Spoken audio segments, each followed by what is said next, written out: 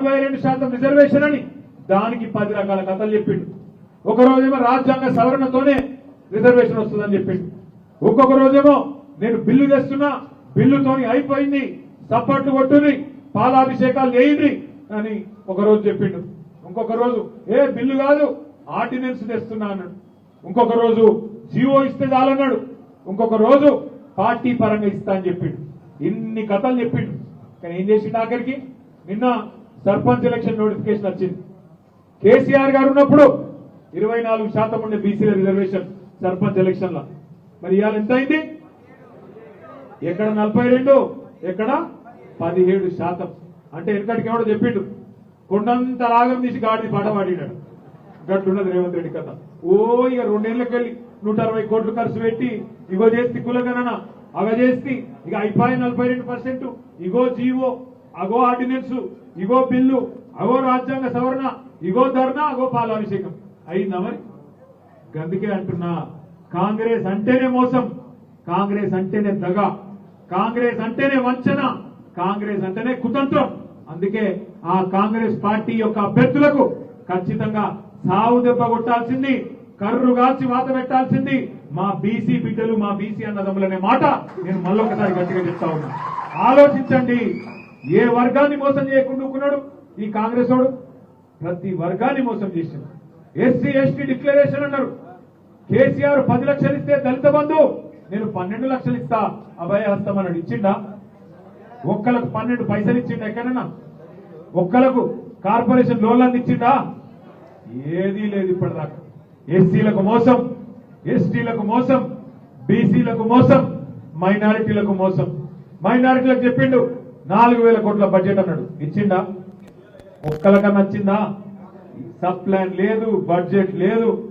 రైతు డిక్లరేషన్, ఇక రైతులకైతే ఇప్పుడే దయన్న చెప్పిండు, పల్లాన్న చెప్పిండు. రుణమాఫీ అన్నాడు, అది చాలన కూడా చేయలేదు.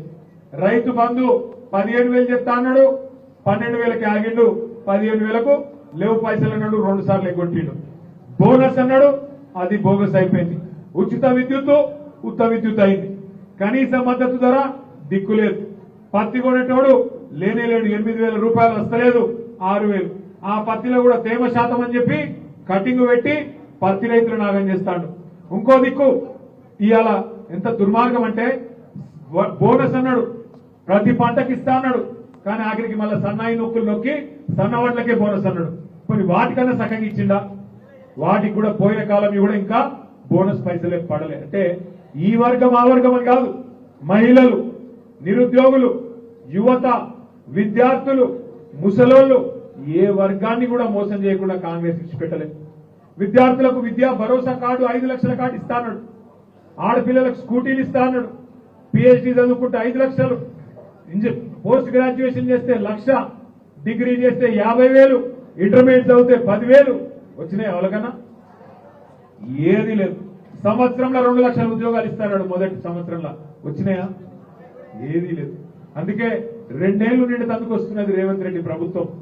అందుకే మనమే తులం బంగారం ఇవన్నీ ఇక చాలా ఉన్నాయి చెప్తే 420 హామీలు, 1 కాదు 2 కాదు.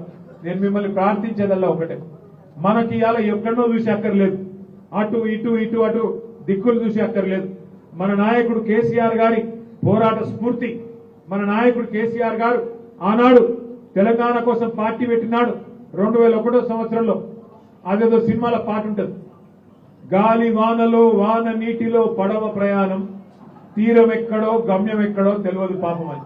నిజంగానే 2001లో కేసీఆర్ గారు పార్టీ పెట్టినాడు. ఏంది పరిస్థితి? సరే, ఇయ్యాలంటే జనగామలో మనకు ఒక పార్టీ ఆఫీస్ ఉంది. జనగామ జిల్లా అయింది. గింత పెద్ద బలగం, గింత పెద్ద సైన్యం ఉన్నది. ప్రతి ఊర్లో ఇయ్యాల కొట్లాడేందుకు లీడర్లు ఉన్నారు. 3 మాస్ లీడర్లు వేదిక మీదనే కూర్చొని ఉన్నారు. ఏ కాన్స్టిట్యున్సీకి ఆ కాన్స్టిట్యున్సీ జోర్దార్ లీడర్ ఉన్నాడు. ఆ రోజు ఏంటి పరిస్థితి? 2001లో ఆ రోజు పార్టీ పెట్టి ఈ గులాబీ జెండాను పరిచయం చేసి తెలంగాణ వస్తుందో రాదో అనే పరిస్థితి నుంచి ఎట్లా రాదు తెలంగాణ అని చెప్పి గల్లా వట్టి కేంద్ర ప్రభుత్వం మెడలు వంచి తన ఆమరణ దీక్షతో ఢిల్లీ మెడలు వంచి తెచ్చిన మొనగాడు మగాడు మన నాయకుడు కేసీఆర్. కేసీఆర్ మనకున్నాడు.